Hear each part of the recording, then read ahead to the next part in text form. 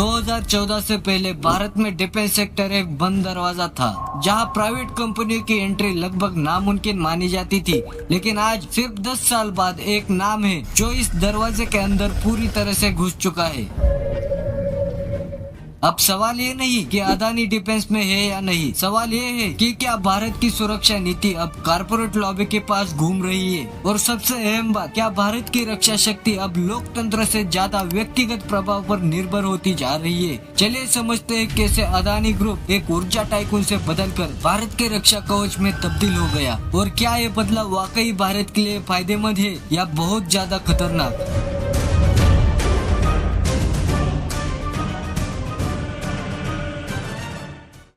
एक सवाल जो आपको सोचना चाहिए, कभी आपने सोचा है अगर कल को भारत किसी युद्ध में जाता है तो हमारे सैनिकों के पास जो हथियार होंगे वो बनाएगा कौन? डीआरडीओ या एचएएल नहीं, शायद अदानी। और यही बात इस कहानी को डरावना भी बनाती है और बेहद जरूरी भी। 2014 से पहले भारत का डिफेंस सेक्टर एक स्ट्रिक्टली गवर्नमेंट जोन था। एचएएल, डीआरडीओ और बीईएल जैसी सरकारी कंपनियों के अलावा कोई निजी संस्था इसमें घुस भी नहीं सकती थी। लेकिन मोदी सरकार के आने के बाद 2016 से ही मेक इन इंडिया और आत्मनिर्भर भारत जैसे शब्दों के साथ सरकार ने दरवाजा खोला, और उस दरवाजे से सबसे तेजी से अंदर घुसी एक ही कंपनी थी, Adani defence and aerospace.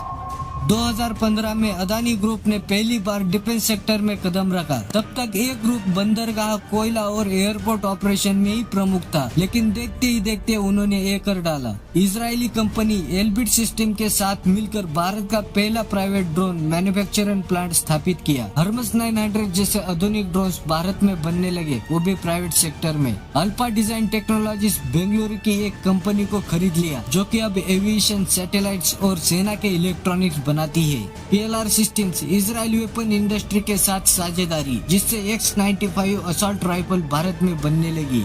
In projects की वजह से अदानी अब डिफेंस का एक मजबूत स्तंभ बन चुका है। अब सवाल ये है, इतनी तेजी से प्रोजेक्ट कैसे मिले? कई रिपोर्ट्स और एक्सपर्ट का मानना है कि अदानी ग्रुप को सरकारी संबंधों का फायदा मिला। खासकर पीएम मोदी और अदानी के पुराने रिश्तों को लेकर चर्चा होती रही। 2018 में एक रिपोर्ट सामने आई थी। उसके मुताबिक एक सरकारी फाइल में अदानी डिफेंस को फर्स्ट प्रायोरिटी देने की सिफारिश की गई थी। क्या ये सिर्फ कोइंसिडेंस है या फिर कॉर्पोरेट और सरकारी गठबंधन है? जब भी अदानी के ग्रोथ की बात आती है, एक नाम बार बार सामने आता है, प्रधानमंत्री नरेंद्र मोदी। हालांकि अदानी ग्रुप इन आरोपों से इनकार करता आ रहा है। भारत की सुरक्षा अब निजी हाथों में जा रही है और इसमें खतरा भी है। अगर एक निजी कंपनी फेल हो जाए या उसका दिवाला निकल जाए तो क्या उसकी टेक्नोलॉजी विदेशी हाथों में जाएगी? क्या हम अपनी सेना की निर्भरता ऐसी कंपनियों पर डाल सकते हैं जिन पर पहले से ही पारदर्शिता के आरोप लगे हैं? 2023 में हिडनबर्ग रिपोर्ट ने अदानी ग्रुप पर अकाउंटिंग और स्टॉक मैनिपुलेशन का आरोप लगाया था। क्या ऐसा ग्रुप हथियार बनाएगा तो क्या आपको चिंता नहीं होगी? HAL, BEL, DRDO जैसी संस्थाएं आज भी मौजूद है, लेकिन उनकी गति और आजादी धीरे धीरे खत्म होती जा रही है। HAL को राफेल डील से बाहर क्यों रखा गया? DRDO के बड़े प्रोजेक्ट में अब निजी कंपनियों को प्राथमिकता क्यों दी जा रही है? ये सब एक बड़ी नीति के संकेत है कि भारत अब डिफेंस को भी बाजार की तरह चलाना चाहता है।